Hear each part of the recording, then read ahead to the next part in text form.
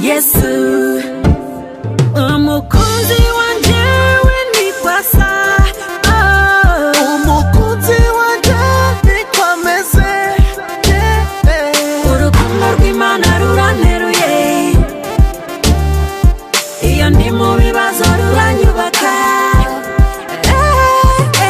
umukunzi wanjye we uri mwiza ho kuri mwiza amaso yawe ameze nk'inyani hagati y'imishuzi yawe umusatsi wawe umeze nk'umukumbi w'ihene ziryamye mu ibanga ry'umusozi w'i Galiladi amenyo yawe yera nk'umukumbi w'intama zikemuwe zivuye kuhagirwa zose zigenda zikurikirwa n'impanga zazo ntihajya n'imwe ipfusha iminwa yawe imeze nk'ubudodo butukura kandi mu kanwa hakaba ni heza mu misaya yawe hameze nk'igisate cy'igikomamanga hagati y'imishuzi yawe ijosi ryawe rimeze nk'umunara wa Dawidi wubakiwe gushyingurwamo intwaro utendetsemo ingabo igihumbi ingabo zose z'intwari ze amabere yawe ameze nk'inyagazi ebyiri impanga z'isirabo zirisha mu myangage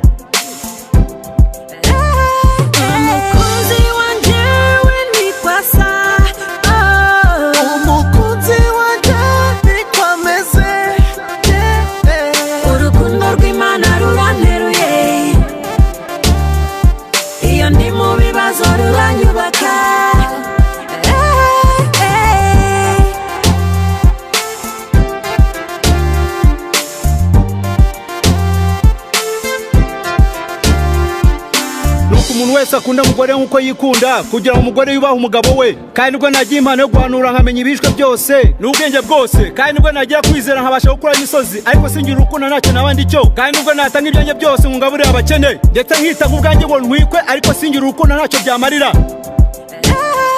umukunzi wanje we nikwasa umukunzi wanje nikwameze urukundo rw'Imana ruranteruye iyo ndi mu bibazo ruranyubaka Jesus Yesu Jesus Yesu umukunzi wanje we nikwasa umukunzi wanje nikwameze urukundo rw'Imana ruranteruye iyo ndi mu bibazo ruranyubaka